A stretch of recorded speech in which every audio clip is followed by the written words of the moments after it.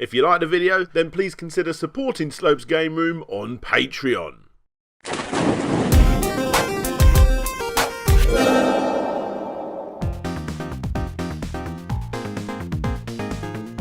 On Christmas Day 1992, I got myself a Mega Drive and 4 games: Sonic 1, Sonic 2, Fantasia, and Streets of Rage. One day later, on the 26th of December 1992, the UK celebrates Boxing Day. Who knows what it's all about? All I know, as a young lad, I always went over my nan's house.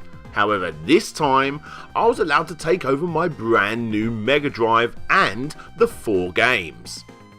I remember my uncle setting it up for me and honestly getting excited himself as he wanted to see this newfangled system from SEGA. This was his first ever console experience, so he made sure that he set it up perfectly. Every hole needed to be filled, including this bad boy. So far, I'd only played Sonic 1, Sonic 2 and Fantasia. But now, with my brand spanking new Mega Drive wired up into a bloody awesome separate system, and a hell of a lot of my cousins, uncles and aunts all huddled round what was at the time a bloody big television, we put in Streets of Rage and flicked the switch.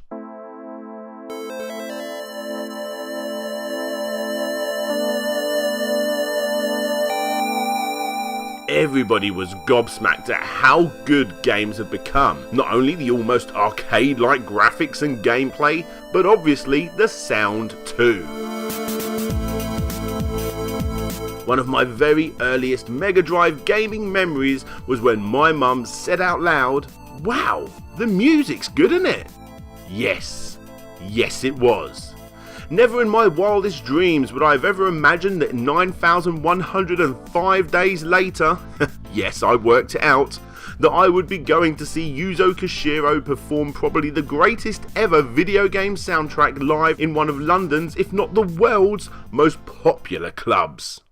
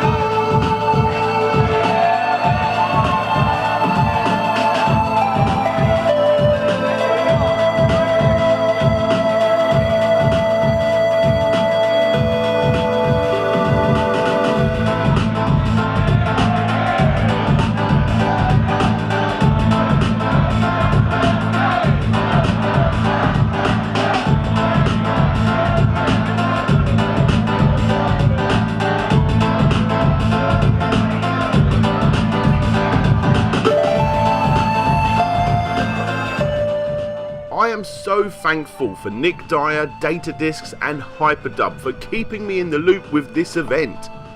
Such a surreal experience. I've seen hundreds and hundreds of bands and artists live in my 30 plus years on Earth, but this was something truly unique that I'd never experienced elsewhere.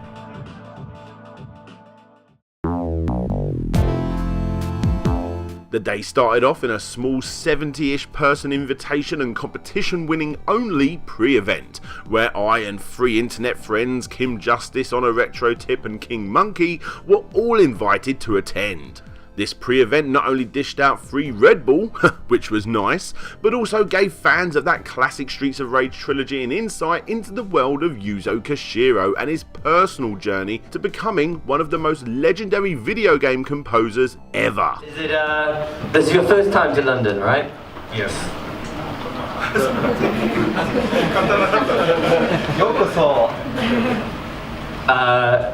First time to London. Yes. Is it a good feeling to be in London for the first time? Yes. Good feeling. Is it still strange that music that you made 25 years ago is only just recently getting released on vinyl for the first time, and you're playing club shows now around the world? It's a really honor for me, and I just can't believe it. It's hard to believe what's happening to me. Also, did you know that Yuzo Koshiro's sister was the one that created all the sprites for Streets of Rage 2? Me neither, but now you do. So that's how we started developing a relationship with SEGA. And after Streets of Rage 1, SEGA asked our company to make not just the music, but game itself as well. So I programmed both through my company. Yeah, I think that's something that a lot of people don't realize is, I mean, when people think of Streets of Rage 2, they think of the music, but your team made the game, right? Right. And your sister did all the designs of the characters and... Yes.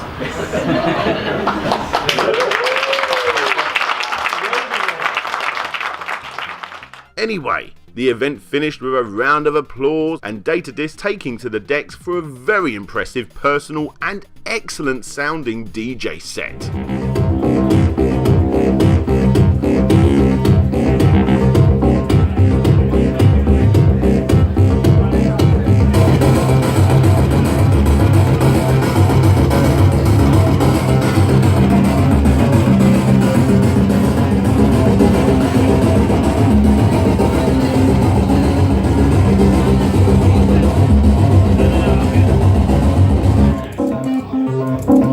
Then was thankfully lucky enough to actually meet Yuzo himself, where he signed my 2 Streets of Rage LPs and Revenge of Shinobi. We then eventually went downstairs to watch the main show. Now, the reason I call this video Streets of Rage Live is because that's what the event should have been called. Other than the one encore track of Revenge of Shinobi, the entire set consisted of music from the Streets of Rage trilogy.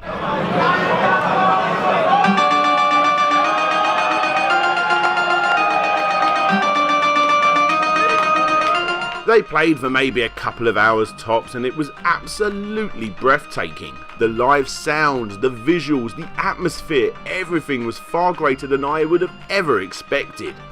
Probably because I never expected anything like this to happen. And although on the very odd occasion the music went possibly too mental even for my wag-dug futuristic Unity loving arse, the entire night was a success and fully worth every penny.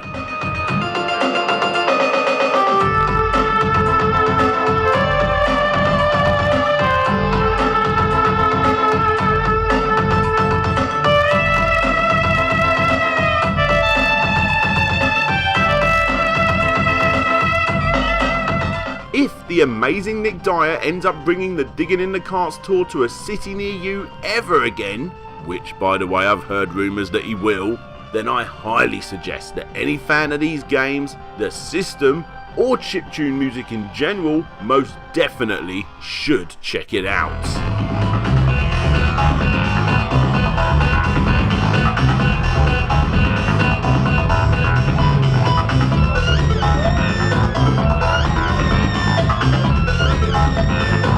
Hey there guys, it's the part of the video where I give my usual shout outs to all of my Patreons, with a special shout out going to Matthew Ritter, Ryan Burford, Ian A. Chapman, Phil Lowlin, Zane Powers, Pop Goes Rock Band, Gavin the Hedgehog, Creamy Elephant, JL87, Casey Garner, Blitz, Hedgie, Ben Hall, Taylor Armandson, Killer J Takikawa, and of course Tiago Piero dos Santos Silva. If you want to be part of these lists, get your name shouted out, get your name shown, come and see what I'm working on the Discord channel, as well as exclusive previews on videos that I'm working on right now, then please click the link that you see on the screen. Don't forget to subscribe, give it a thumbs up or a thumbs down, whatever you prefer. But for now, this is DJ Slope signing out, and hopefully I'll see you all next time.